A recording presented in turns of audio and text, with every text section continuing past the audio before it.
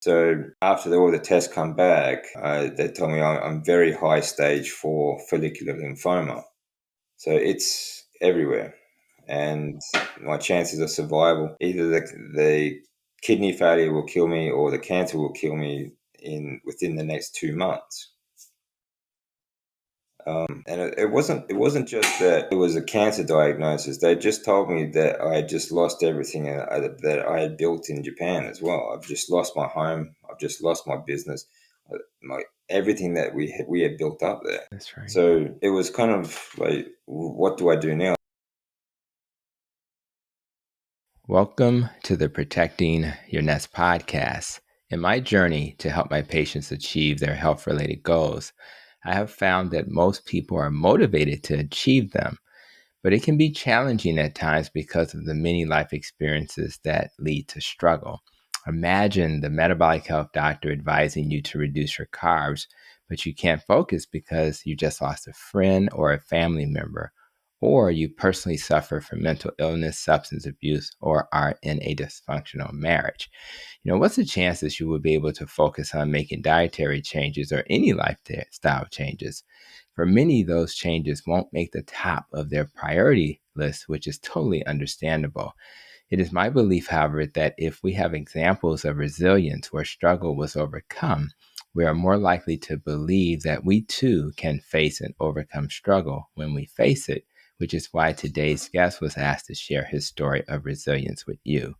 Today's guest is David C. Kemp, better known as DC of the DC Learning to Live YouTube channel. You won't believe this, but DC is a survivor of many traumatic experiences, including an earthquake, tsunami, homelessness, 2 encounters with stage 4 cancer, and more. And even after losing everything, he was able to overcome those experiences and has restored his health and life both emotionally and physically. I am really excited to have him because when I heard his story, I just said, this is a story my subscribers should hear from. And I just am so grateful, DC, that you've come to the Protecting Your Nest podcast. So welcome, my friend.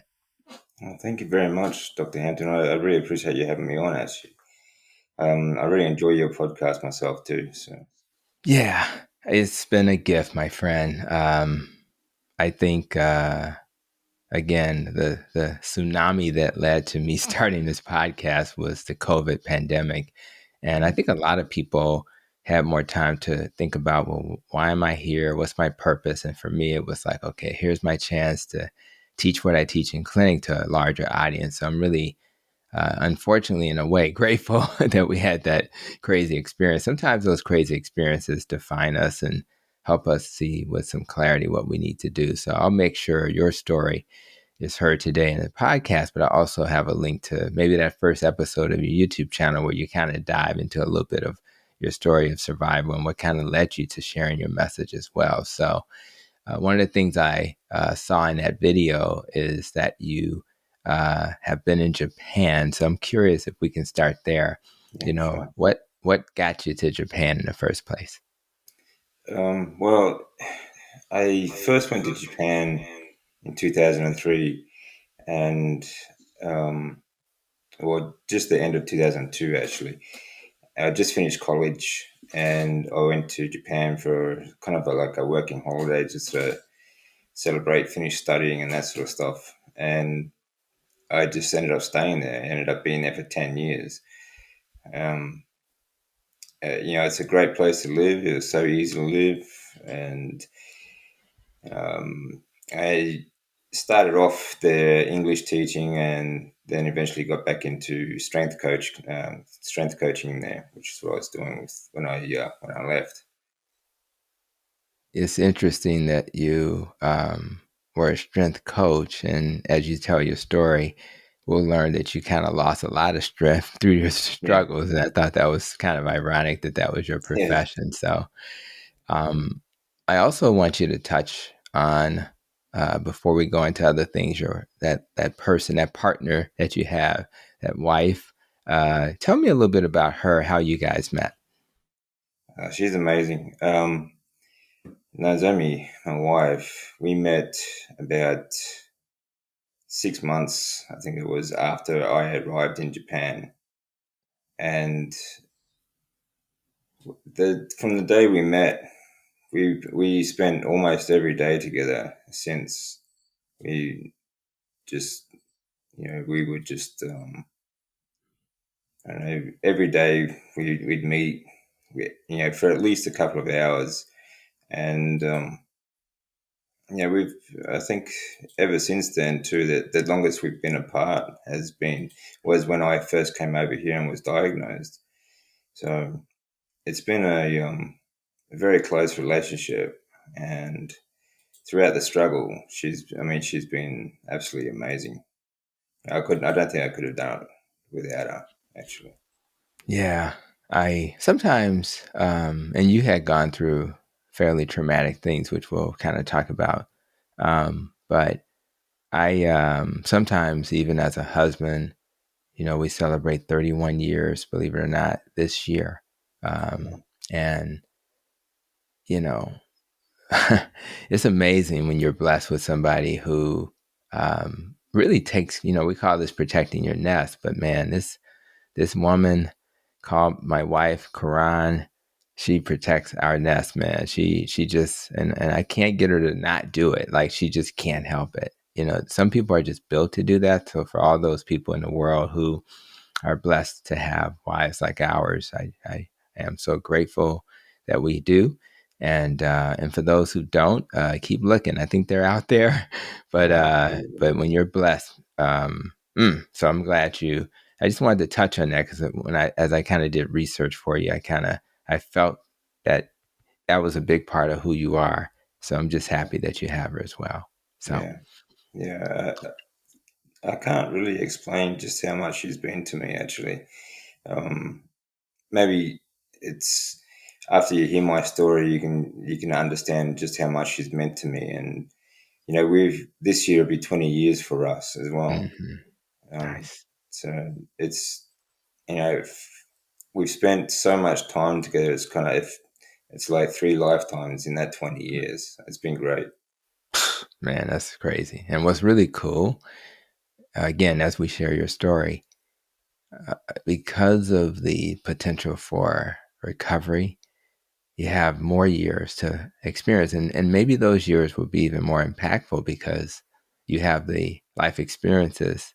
And as you know, my rope acronym, the E is about life experiences.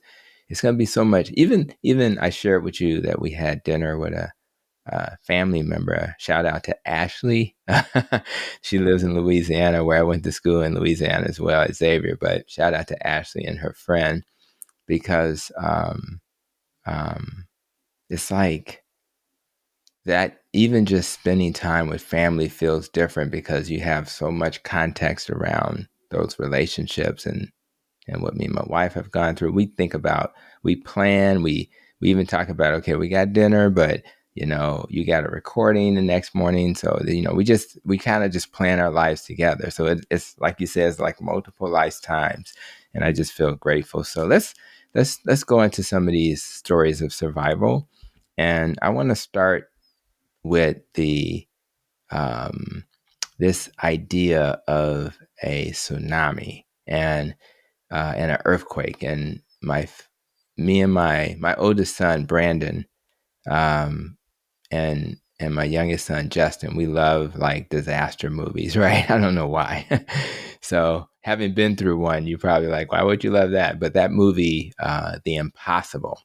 I Mm, don't know if you ever saw that movie, but it's a tsunami movie, a movie that told the story of a tourist family in Thailand caught in the destruction and chaotic aftermath of the 2004 Indian Ocean tsunami.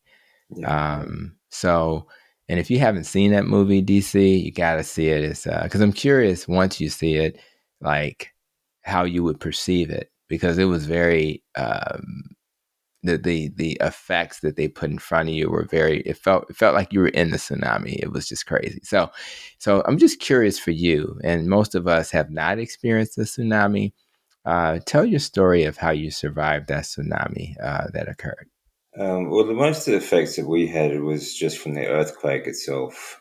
Um, like most earthquakes, And in Japan, there are earthquakes all the time. Like every day, there's something going on. Mm. But most of them are quite minor, and they last between anywhere between 15 to 30 seconds. Not very long at all. But this one was over 9 magnitude, and it lasted a bit over almost 6.5 minutes, and it just kept going and going and going, and hit 9 magnitude, hit over 8 multiple times, and even the aftershocks for months later. Aftershocks, some of the aftershocks were over 8 magnitude. Um, so that was most of the effect we were feeling there. We didn't actually, the water didn't actually come up to where we were living, but where I was working. So when I when all this was going on, had trying to find uh, people that I knew, or schools where I worked. A lot of it was either underwater or just gone. There were suburbs, entire suburbs were just gone, like they'd just been erased. And it was, I mean, it was shocking to see just how strong nature can be. You know, um, the feeling, the earthquake itself was incredible. It's very intense. Um, I was at home when it hit, and I was about to leave for work. I'd just come home from the gym, and my wife was at work. So I was, while this is all going on, I was standing behind my car. I had to run outside because everything was sort of being thrown around and collapsing around me. Mm-hmm. So I was standing behind my car and just hoping something not going to fall on me, sort of thing. Right. And while this was happening, the power poles start leaning over, manholes were coming up out of the ground, sinkholes were opening up along the roads, um, and until it was the longest. I mean, it's 6.5 minutes, the longest earthquake I've ever felt, and it was probably the longest 6 minutes of my life, really. But then after that, it was, the first thing I had to do was try and get to my wife and make sure she was okay. She was working in the city, so we were between the coast and the city, so we were kind of a little bit in between. Um, so the first thing I had to do was go and try and pick her up from work, and I managed to. It took me a little while because of traffic, and we were still getting aftershocks. Like it's kind of like driving on a roller coaster, actually, very rocky. And but I finally got there. I picked her up, and a couple of her friends, and I took them home. Um, and we were pretty much in shock. We just didn't know what was happening. It really did feel like it was the end of the world. Like it was, everything was shaking. People were everywhere. Um, but throughout this whole period,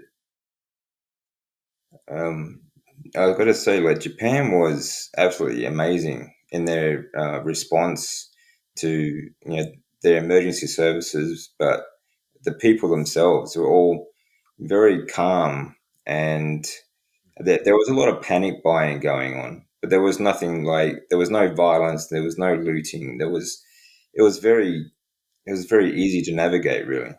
you know so apart from all the emergency stuff going on, there was no power, no water, no gas or anything, so basically we were living like cavemen for a while.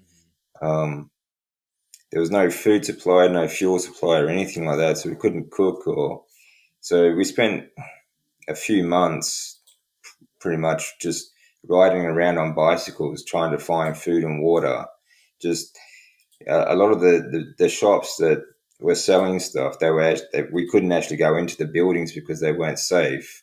So a lot of the staff pulled a lot of the stock out into the car parks, and we just um, it was very civil, actually. Everyone just lined up, and we just bought very small amounts, whatever we could, they had to ration everything. Sure. So it was a little bit. Um, I mean, while all this was going on, it was of course it was a bad situation, but it was also really good the way people came together. It was Yeah. really good to see, and it wasn't as though. I mean, there were stressful parts about it, but a lot of it was very simple too. Like we knew what we had to do. All we had to do was go out, find water and food. That Right. was easy. That was the priority. I didn't have to think about work or paying the bills and that sort of stuff. So in that respect, it was kind of pleasant, really. But we had to take care of my wife's mother and her grandmother at the same time. Her father he was an engineer for the city's waterworks, so he was at work and didn't come home for weeks. For about 8 weeks, he just slept and worked there, so until they got everything going again. But I think it was only about a week really that we were out without electricity. The power poles, everything was we were all leaning over a bit, but the Hmm. emergency services needed power as well so they could work. Right. Right. Um, but water, food supply, fuel supply for the car, and things like that we couldn't get for months. So, and we stayed on the bicycles, and yeah, wasn't too bad. We could ride to the city, and they had when they had power, we could get vending machines, and we had water. So most people were buying soft drinks and tea and stuff like that. Hmm. So it Right. made Of it course. easier for us. Um, and eventually, one of the parks about 3 kilometers from us uh, had a public tap where we could go fill up containers with water. Hmm. So we got a couple of 20-liter jerry cans, and we would walk up there each morning to get some water that we could use to fill up the toilets and things like that. But and apart from that, like there were water trucks that would come out, and people would line up and they'd fill up whatever containers they had Hmm. for some Okay. water, drinking water. So I mean, it was rough, but um, it was also very very good the way people came together. I really loved that actually. And like I said, it was very, very easy because there was no violence, there was no looting, and people were just so civil about it. You know, Yeah. we were all in the same situation, so it That's was right. it was good. It's always good to Mm, uh, see humanity at its best, and mm, I I uh I do appreciate any culture, and I do think some cultures do better than others. But and I know even when we went to a Japanese restaurant a couple of weekends ago. It was very nice. It was called X Pot in the Chicago area, and it's one of those restaurants where they have like the cooking in the middle of the table, and you kind of cook your own food. They yeah. bring you the thinly sliced meat. Maybe that's just part of the culture. And it was, but I noticed immediately when I went to this restaurant that there was this kind of like what you said, a calmness about the people, Yeah. very like pleasant, very hospitable, and just nice people. So I think when you have moments of struggle, if it's already kind of built into who you are, it makes it a little bit easier. And I agree that we have to survive. It's just like I said, it's a story of survival, and you also have this story of homelessness, which is another survival Mm. thing you went through. And tell me a little bit about the circumstances that led to you being homeless. Well, that was it was 2011. It was when the earthquake hit, and throughout that year, I was quite sick quite often. I had colds and flus. I just couldn't fight it, and I had abdominal cramps. and back pain. But I really couldn't do anything about it. We were Mm-hmm. still just trying to survive, trying to Mm-hmm. find food and water for much of that year. And then when things did settle down, we started going out and we were helping in the tsunami areas where the water did hit, trying to clean up people's homes from all the mud and things that actually survived.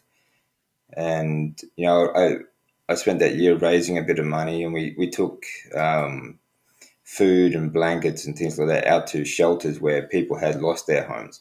So like Mm-hmm. up in the hills of a place called Ishinomaki. And some of these places they still didn't have any electricity or anything like that either. So and these are towns that, like, entire towns are just wiped off the map, like just gone. And some of the land that was left was about 10 meters lower than what it was originally. Wow. That's how much land it took out. Like I was driving down roads with big large fishing boats on the side of the road. You know, um, so it was a busy time, and I Mm-hmm. was trying to get everything back together for our lives as well. When everything starts to settle down, we then have to start thinking about paying bills again. Mm-hmm. So get the business up and running, get back into coaching, and you know there was we got to December as very very busy. And throughout that time, my family in Australia, calling me, telling me, you should come back to Australia and all this sort of stuff. But like I'd been there for 10 years. My whole life was in Japan. My home, my car. Right. When you're living just the daily things. Your home and your car and your business and everything like that. Um, so I decided, okay, well, December, it's Christmas time. I haven't been back to Australia for about 8 years. So I figured, okay, I'll come back and visit the family. Um, and it was I figured I'd stay here for 2 weeks and if for nothing else, just to show them that I was fine, everything's going to be Mm-hmm. okay. And, then when I go back to Japan, I'll get back into my business and everything will be good. But when I got to Australia, as soon as I got off the plane, I had a flu again, and these cramps were getting worse. They were getting longer and more painful. So I decided to get a checkup. I went to my father's GP, and they gave me some cold and flu medicines, and they did a blood test and said, "Oh, I'll see me in a couple of days." So this is just before Christmas. I arrived in Australia on the 21st of December in 2011. And um, I mean, they were pretty good, actually. And the next day, they actually called me back in to go and see him about my blood test. And he laid me down on the bench, and he said, he sort of felt around my stomach, and he's looking at the blood test, and he says, "This is very confusing," because I was very fit. Mm-hmm. I've always been very fit.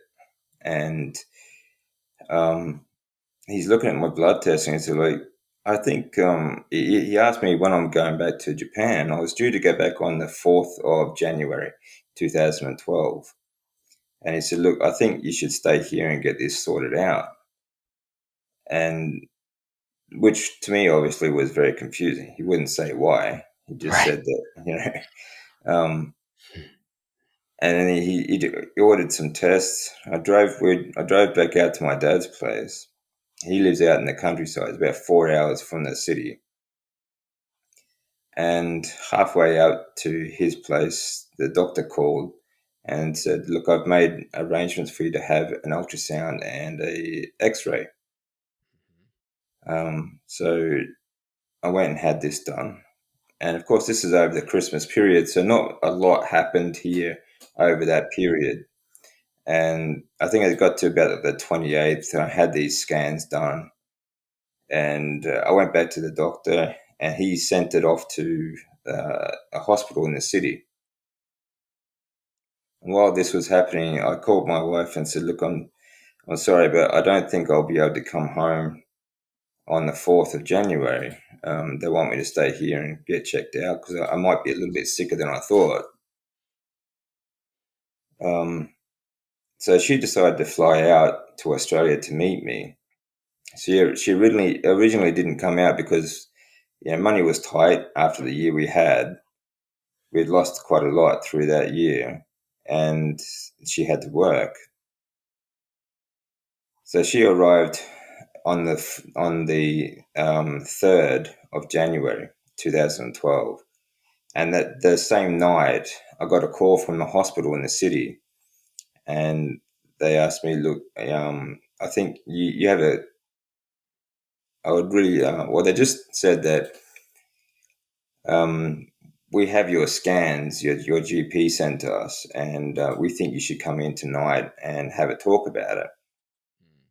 I said, "Well, I'm sorry, but that's like a 4-hour drive, and my wife had just arrived, a long flight from Japan."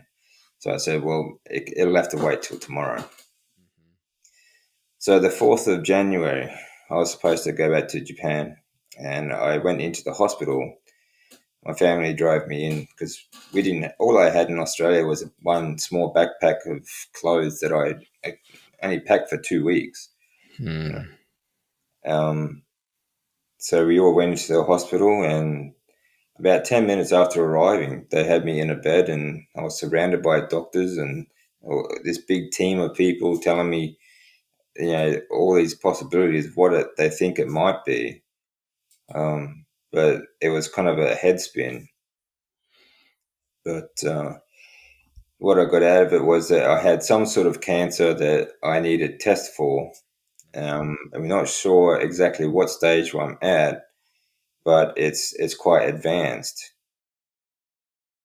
And this led to a barrage of tests, including a biopsy, and I had a large mass wrapped around my aorta. It was about the size of a football. But because I was so lean and fit, the tumor was so big, it was sitting on other organs, and it was pushing up against my spleen, my liver, and it had been sitting on both my kidneys.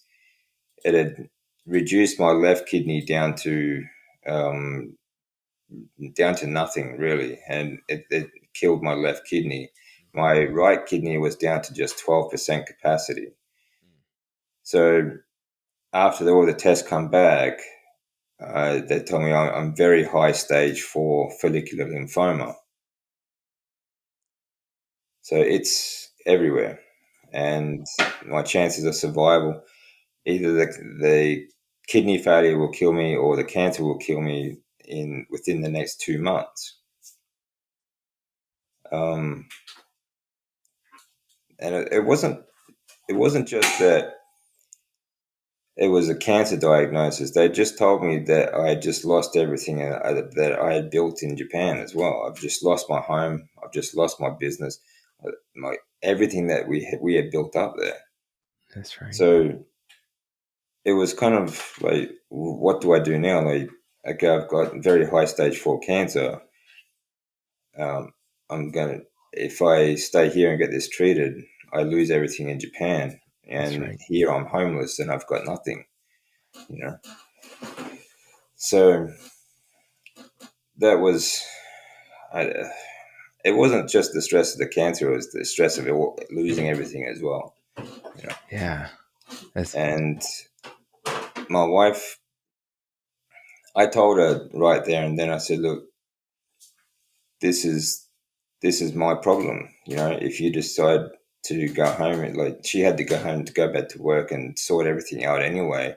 I said, "Look, if you decide not to come back, don't worry about me. I understand completely." And I did. I would completely understand if she didn't come back. Um, but we sat down and we made a plan, and the plan was for her to go back and just to get rid of everything that we couldn't keep, the home, the car, all our furniture, clothes, everything, either sell or just give it away. But that would take several months, and the diagnosis for me was a very poor chance of lasting the next 2 months. So when she went to the airport, we didn't know if we'd ever see each other again. So it's very turbulent kind of month. I've just been diagnosed. They're going to start me on chemotherapy, and we've lost everything. My wife had to go back to Japan, and there I was alone. And I was about to go start chemotherapy, and I'm homeless. So um, that was the start of it. Well, that's a lot. Yeah, When we have moments of struggle, our priorities will shift. And I think yeah, people should be comfortable with that shift. If you're saving for your 401k, your retirement, and you have a moment of struggle, it's okay to stop saving for your 401k and just deal with the struggle. I just think it's kind of common sense, but we don't always do those things. So I think her, going back and saying it's a garage sale, we need the resources from these things so that we can yeah, focus on what's important, which is life. I need to take care of my husband, and I appreciate you offering her uh, a life raft. You can get out of here. You don't have to. You're like, it's okay. You're like, you the Titanic sunk. You're on the raft, and you're like, you stay on the raft. I'm just gonna stay in this cold water. But she decided, no, I need to be here with my husband. So again, another example of what makes her special. She understood what her yeah, priorities were, and her priorities were to be with you. And I I think for the audience, I just kind of took a look at the stages of follicular lymphoma, and they said stage one is cancer. When cancer is found in one or more lymph nodes or in a single organ outside of the lymphatic system. Stage two, cancer is found in lymph nodes above or below the diaphragm or in nearby areas. Stage three, cancer is found in lymph nodes on both sides of the diaphragm. So the diaphragm becomes very important. And then stage four, which is what you suffered from, cancer has spread to multiple organs or regions of the body, such as the bone marrow, liver, or even central nervous system. So I think that provides a little, foundation to see how aggressive this was for you. And when aggressive, the treatment becomes aggressive. So I'm curious, and although this podcast is all about wellness and nutrition, and what was the experience you had in terms of the treatment that they gave you? Because I could only imagine yeah. that was a challenge as well. So talk a little bit about that. That was brutal.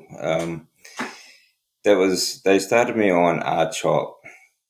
R-CHOP is a particularly heavy dose chemotherapy. R R-CHOP is an acronym. So it's got like all these different types of chemotherapy drugs, um, and they all go through over a 4 hour period. So it all goes rushed through quite fast. The original plan was to do between 6 to 8 treatments on a 21-day cycle. We ended up doing the full 8 because it just didn't respond. The main tumor didn't actually respond to the chemotherapy itself. Um, it it is a particularly heavy dose chemotherapy that it leaves when it's actually running through. I would have uncontrollable shaking fits because my body was reacting. Your body gets extremely cold when it's going through, and they. But one thing I did look forward to actually was these. They had these heated blankets. They'd come out of the oven, and they'd put these warm blankets on you. They felt really great. Um, but apart from that, it was all right. But you know, afterwards, it was. Like the next day, you have to give yourself a white cell injection to try and stimulate your white cell production.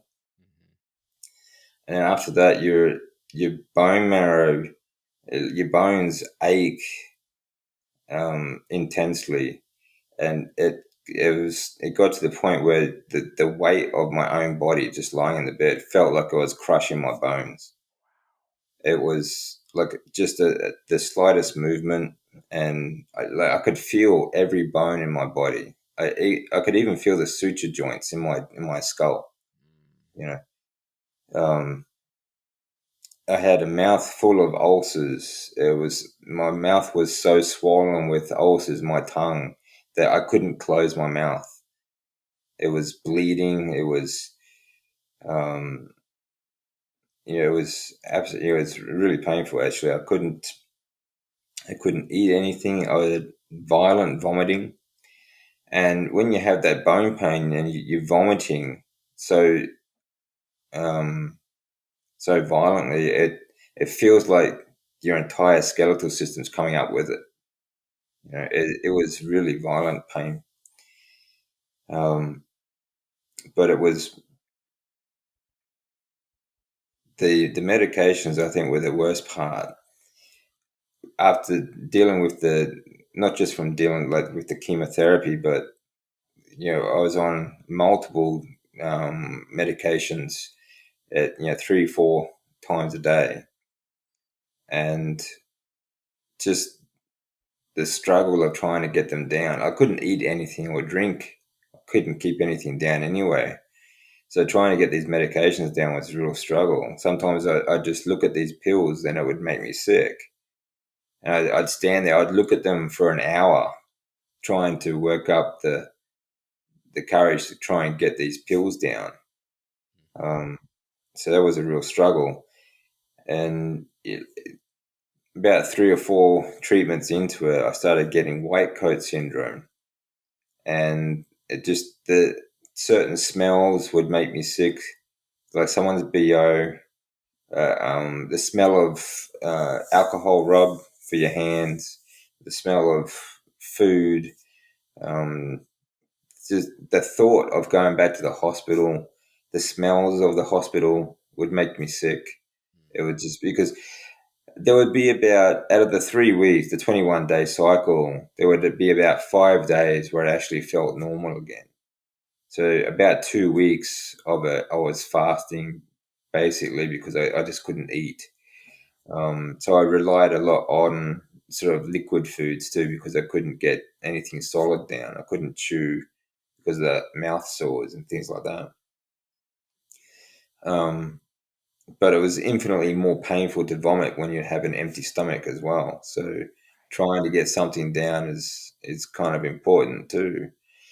Um, but I think when you're going through these kind of treatments, you really have to work out just how you react to it and how you feel while you're doing it. Because I had a lot of advice, people telling me I should try this and try that, and honestly, none of it worked. It's all um, hearsay sort of stuff. Um, but you need to work out how you feel and what's going to work for you. And it's a very steep learning curve, but yeah, I think you sort of get onto it pretty quick though.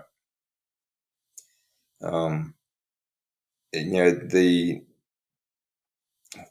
worst part, I suppose, that was all quite stressful going through the treatment and very painful. Um, but at the same time, I was homeless and my wife was in Japan. I didn't know if I was going to survive long enough for her to come back and see me again. And I was basically just staying in spare rooms and lounges of friends and family that were sort of nearby the hospital.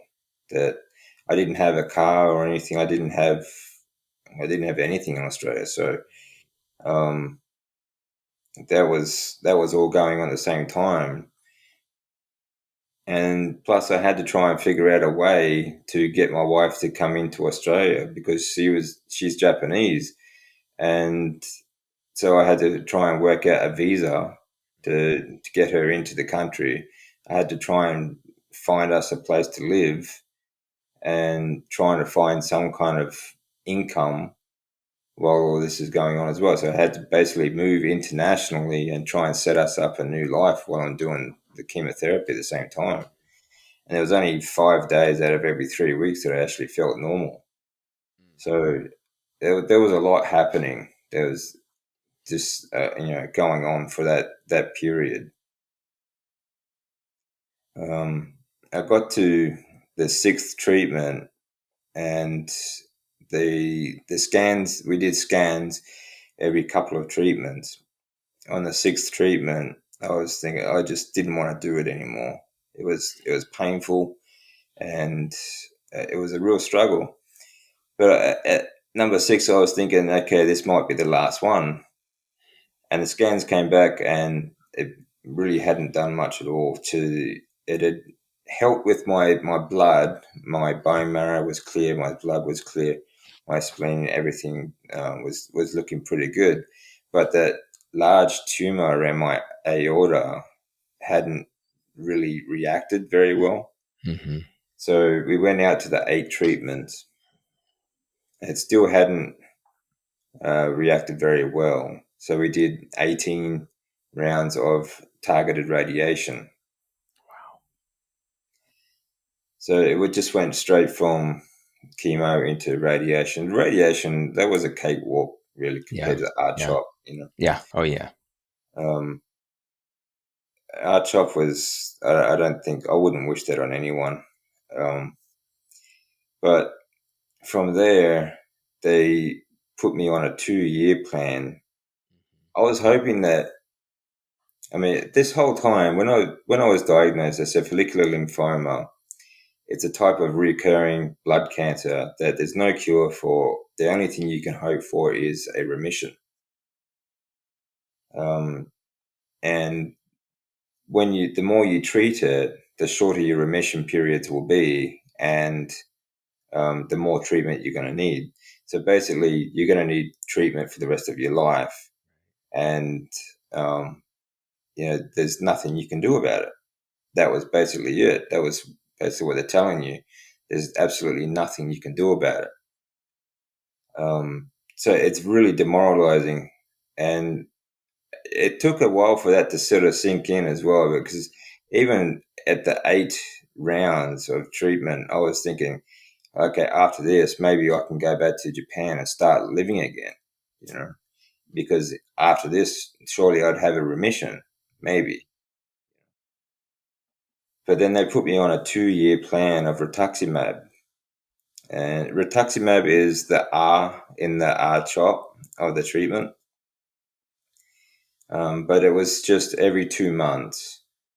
And that was a lot easier. It did make me sick for about 4 or 5 days. But at that stage, because I had so many chemicals going through me, even just having the scans would make me sick for a few days because of the fluid that they run through you. But one good thing was about the 5th treatment of the art chop, my wife managed to come back to Australia. We didn't have a visa for her yet, but we had a bridging visa. But because she was here, it meant that the Leukemia Foundation here, because I had a carer now, I could then move into an apartment that the Leukemia Foundation have for people that don't live in the city. So while I was being treated, we had a place to live. So that was one relief. That was a big relief for us. Um, but it would only last while we're being treated, of course. But they were fantastic, wonderful people. So this rituximab treatment, the plan was every 2 months, have scans and have treatment for the next 2 years. And the plan is that this will extend or give me an extended remission period. And it was going pretty well. And about a year into it, I was feeling pretty good. I was feeling pretty positive about hopefully at the end of this 2 years, then maybe we can go back to Japan. Yeah, because I mean, hopefully kept getting these stories of some people have been in remission for 20 years. I said, well, okay, maybe I can do that too. Um, and a year into it, I went back to the gym. I was feeling pretty good, and then January 2014 comes around, and 2 years to almost to the day. In the 2 month period, I've gone from a stable stage 2 to a very high stage 4 again. So I've just done 2 years of treatment and I'm back to square one. So that was hard. That we were still staying at the Leukemia Foundation. We still didn't have a place to live, and still on treatment. I was on a disability pension, so it was. I kind of got my hopes built up at that stage, and I'm thinking I'm going back to Japan soon. We're going to start life again. And they said it's stage 4 again. So then the my oncologist got me into um, uh, a clinical trial, and this was for bendamustine. It's not a new drug, but they hadn't used it in Australia for some time, so they were doing a clinical trial. And I was having second thoughts about it because I didn't want to go through what R-CHOP did at the first time. So R-CHOP left me with quite a few side effects as well. I had severe IBS. I had a lot of intestinal sort of problems. I had severe reflux. I couldn't, and the reflux was so bad. I was on like 80 milligrams of medication just for that, every day, and it still didn't really stop me from getting the reflux. So I had a stomach ulcer the size of a tennis ball. I, at Throughout that period, I couldn't. Like my wife she had to change the sheets every day because of the radiation that was coming out of my skin. And clothes, do all the washing, wash all my clothes every day, everything like that. I basically was living in a bubble, and then they set us back, and I just didn't want to go through that again. So but apparently the story goes with bendamustine is it's just as effective as the R-CHOP, but it didn't get any of the painful side effects. So I again, it's the same heavy dose. So for 6 to 8 rounds on a 21-day cycle, I figured, okay, well, I'll give it a try and we'll see how we go. And being a clinical trial, they keep tabs of everything, what you're eating, what you're doing every day. I had a nurse following everything I did every day, and checking all the medications that were going in and all my pills and treatments and things like that. So that was, I kind of felt like a lab rat, but it had its good parts as well, because she was looking after me. Um, the As it was going in, it felt fine. It felt great, actually. I didn't have any bad side effects. After the first treatment, I drove home. I was still staying at the Leukemia Foundation, but they actually gave us a car that we could use while I could to go back and forth to the hospital. And I didn't have anyone to drive me, so I had to drive myself after treatment. But when I got home, I started getting these really strong fevers, and it would just they wouldn't stop. They just kept going up higher. And my wife decided to call an ambulance. I was just going to go sleep it off, but they took me back to the hospital, and I think it was probably a good thing because if I had slept it off, I probably wouldn't have made it through the night. the fever. By the time I got to the hospital, I was over 42 degrees Celsius. So and it just kept climbing. So they kept me in hospital for a few days, and this happened on every treatment afterwards. So they ended up just keeping me in for 3 days for each treatment. But when I got to treatment number 3, it had filled up my treatment arm from my shoulder all the way down to my wrist with large um, blood clots. So it kind of looked like a 3D road map all the way down my arm. So then they swapped arms for the next one, and it did exactly the same thing. So on the 4th treatment, both my arms are full of blood clots, and they can't keep treating me through my arms. So then they put a port in under my skin on the right side of my chest. So it's just kind of like a plug and play. Just stick the needle in, and it just feeds straight into my heart and just gets pumped out straight away, which was kind of stressful at the time because they just filled up both my arms with clots. Yeah, that's what I So was what is just it going to do to thinking. my heart? You Yeah, know, I know. I'm like, are you sure this is going to be safe? Yeah, I'm that like, doesn't sound it doesn't sound like a yeah, good idea. yeah, it didn't, it really didn't at the time. But then I really didn't have a lot of choice either. That's right. So then the port went in and we continued treatment throughout.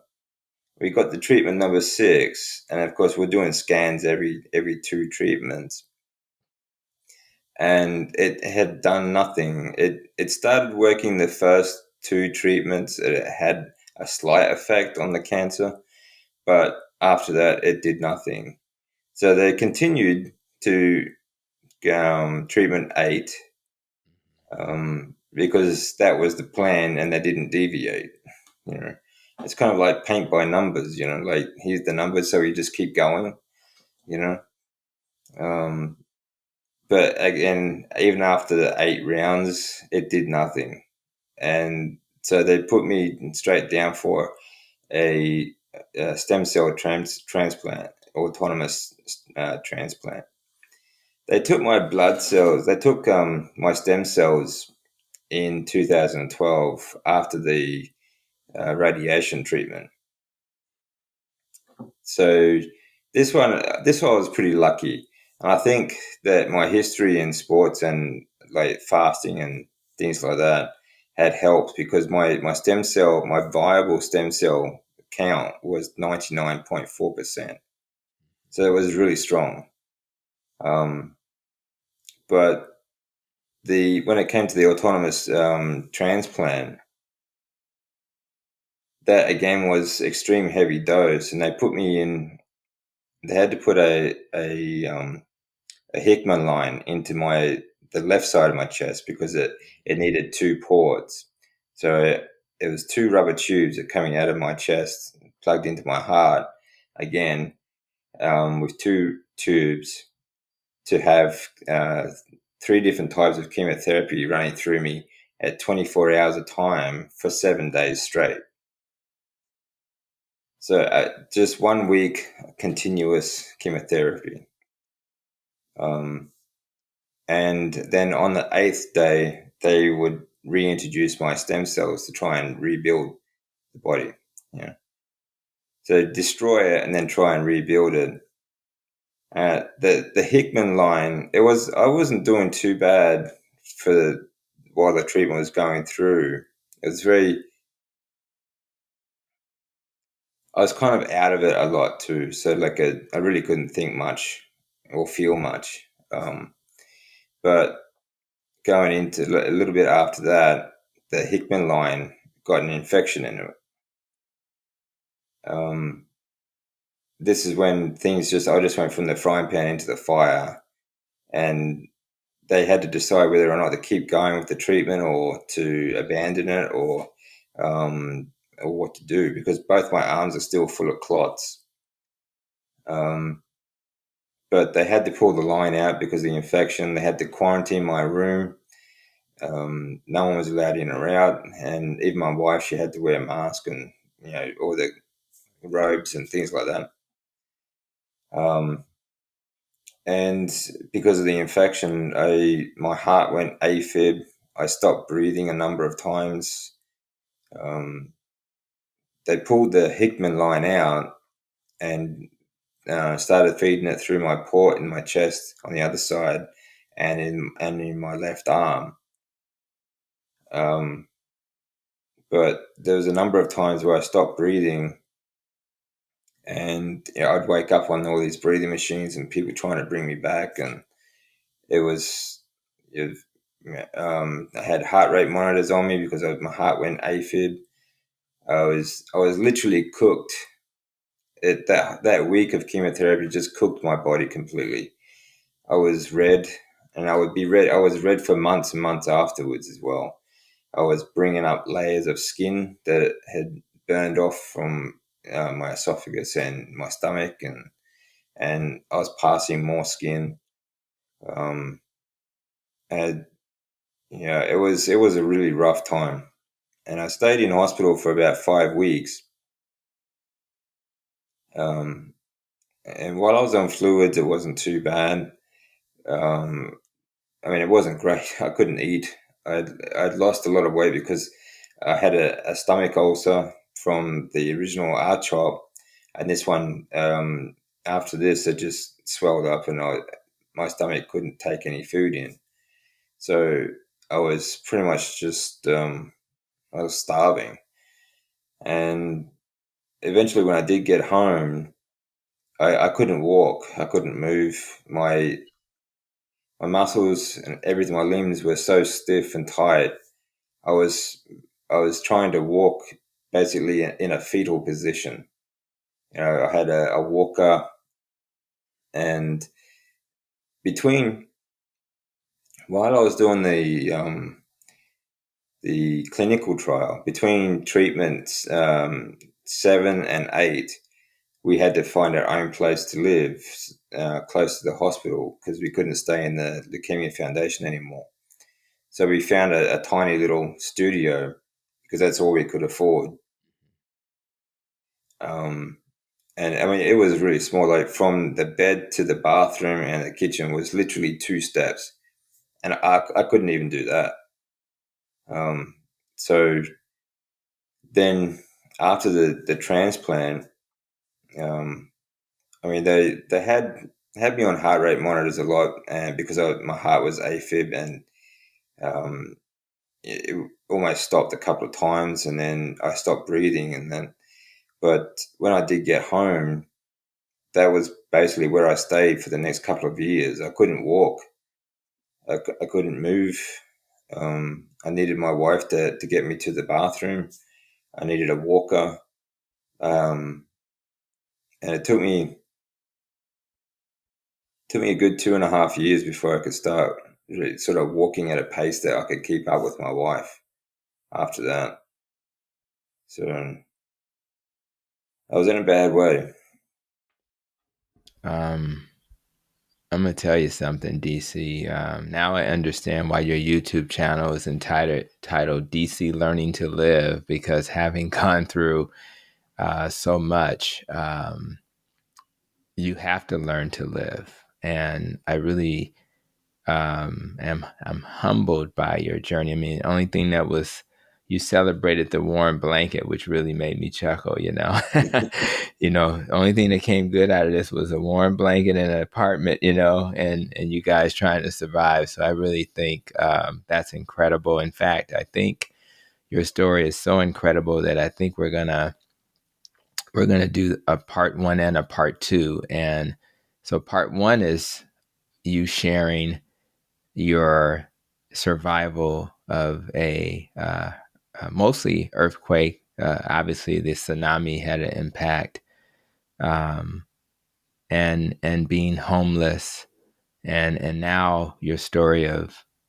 stage 4 follicular lymphoma and what you had to do to survive that. So that's going to be part one of this podcast.